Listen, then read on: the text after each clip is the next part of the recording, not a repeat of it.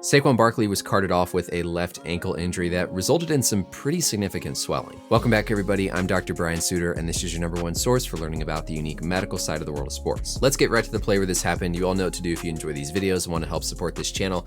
So Barkley is running here, and one of the key things, he's not, #1, looking where he's going. And so he's not aware of where his feet are in space relative to the rest of the players on the field. And so here as he steps on this Cowboys defender's foot, we can see his left ankle goes into this significant inversion position. That inversion is whenever the outside of your ankle comes down towards the ground. So important to know right off the bat, this is not the mechanism of a high ankle sprain. This is a mechanism consistent with a standard inversion, low ankle, or lateral ankle sprain. One more view here, keeping an eye on Barkley's left foot. He lands on the Cowboys player's foot. And the important thing to know here as well is we can see the foot goes into plantar flexion, meaning the toes are pointed a little bit downward, primarily because his heel is elevated up off the ground by stepping on the Cowboys player's foot.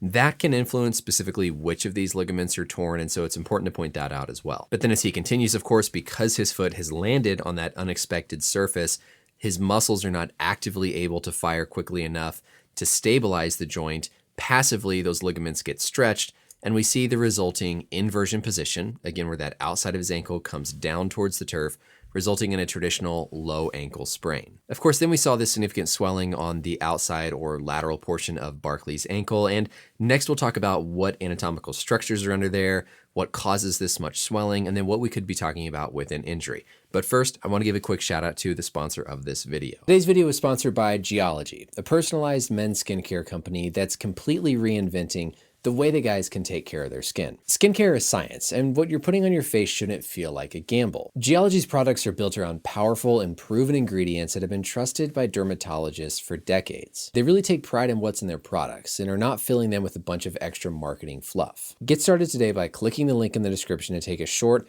30-second diagnostic quiz to make sure you're getting products that are tailored specifically for your individual needs. Whether you have sensitive skin, acne, dark puffy eyes, Geology is going to provide you with a set of products that are specific for your needs. Get started with their complete trial set to really take advantage of the full program with an everyday face wash, a vital morning face cream, a repairing night cream, and a nourishing eye cream. Use code Brian70 to get 70% off. This means you can get your 30-day trial set for as little as $9. Don't be intimidated anymore trying to figure out what's best for your skin, and get started today. Code Brian70 for 70% off your order and get your 30-day complete trial set for as little as $9. Thank you again to Geology for sponsoring today's video, and let's get back to our learning. When we look here at Barkley's ankle, first off, it's not that alarming to see this much swelling right away after an ankle sprain. Specifically here, this is the lateral or outside side of his ankle, and this is the medial or the inside half of his ankle. So it fits again with the injury mechanism that we're seeing this swelling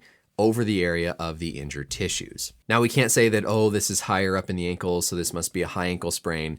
No, these ligaments, as we'll see in a minute, run right here on the outside of the ankle. And whenever we get that acute injury, that swelling, that fluid, that blood can accumulate higher up. I will say it's at least reassuring that we don't see a bunch of swelling down here more at the end of his foot, where a key bone is located that could be broken with this type of injury. Looking at our biodigital anatomy tool here, of course, we have our low or lateral ankle ligaments highlighted here in green. And the one that's most commonly injured is the ATFL. It stands for anterior talofibular ligament because it runs between the talus and the fibula in the front or anterior.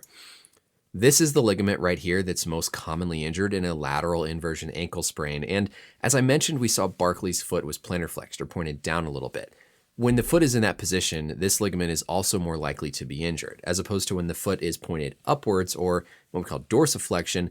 Then we get more into this CFL ligament running north-south on the outside of the ankle. This can actually be a lot of blood in this area whenever we see this much swelling, because whenever those tissues tear, they actually have blood vessels in there that rupture. And so you get a lot of bleeding in this area. Over time, you'll get more inflammatory compounds that come into this area to help with the injury recovery. But initially, if you were to just poke a needle in here, there would certainly be a lot of blood in there. We then, of course, saw Barkley get carted off the field, and he has since been ruled out. Now, the important thing here is whether or not he has any fractures. At the time of making this, we haven't heard yet about x-rays, and unfortunately, just looking at the play, it's hard to get a good sense of if there's going to be a fracture or not. Also, in this situation, it's quicker and easier to just get him into the locker room on the cart, and so that also doesn't really tell us a lot about injury severity. There's a couple of key areas that can be fractured with a low ankle sprain, specifically an avulsion fracture here off of the fibula from these ligaments pulling away a piece of the bone. You can get a fracture at the base of the fifth metacarpal, so this little bone on the outside of the foot. Again, typically an avulsion type of injury. You can have a fracture of an area here on the calcaneus. And so really the ultimate recovery period is primarily going to be determined, number one, is there a fracture present in the ankle? Typically, even if these ligaments are completely torn, like grade 3, totally shredded in half, we oftentimes don't need to do surgery for them right away. They heal pretty well by just immobilizing for a short period of time and then doing some rehab. When we're talking about a grade 1, so just like a little bit of tearing like this, we're usually looking on the order of like a week or so.